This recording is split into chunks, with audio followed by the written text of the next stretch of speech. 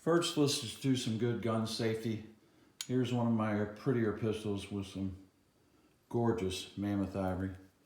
First thing is we're taking out the mag.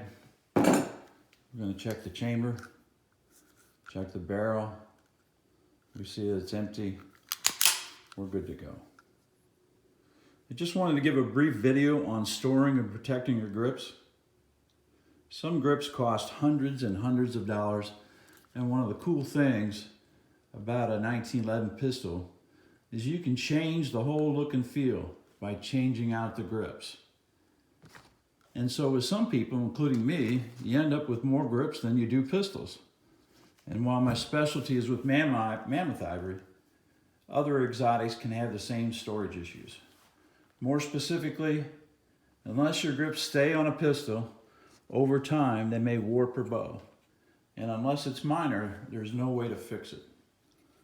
I had a customer sent me a pair of grips, not ones I made, but they bowed. He just had them in a drawer, and a few months later he found them all warped. Another customer, even more severe warpage. Why? Even though the last woolly mammoth died thousands of years ago, its ivory can still move. The top of the grain is very dense and most of its pores are closed. The backside is softer and more porous. And so the front and back sides of grips react differently when exposed to heat or humidity changes. My customers, manufacturers, and dealers see very little movement, but with all exotic grips like Mammoth Ivory, over time, some movement can happen. And with all that being said, I know that someday ivory hunters will find the last of the quality ivory. It's already happening now, folks. And when that happens, it's going to be gone and gone forever. And that's when the value of your ivory grips will skyrocket. So how do we protect our investment? We can either keep buying pistols or find a way to keep the grips perfectly flat forever and protected forever. My way is what is a very simple invention I call a grip lock. Kind of looks like a pair of grips, doesn't it? I tried wood, other materials, but they move with heat and humidity changes too, and can actually make a grip warpage problem worse. Some people use rubber bands by binding the grips with rubber bands, and it slows down the process, but it's still going to warp. So I came up with the grip locks to help protect my investment, and I want to be able to protect your investment. They mimic a pistol perfectly.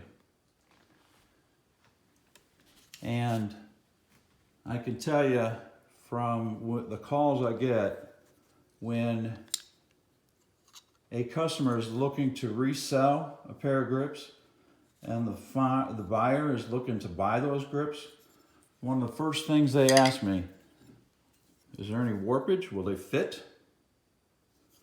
Well, if you have them on a grip lock, they're not going to warp.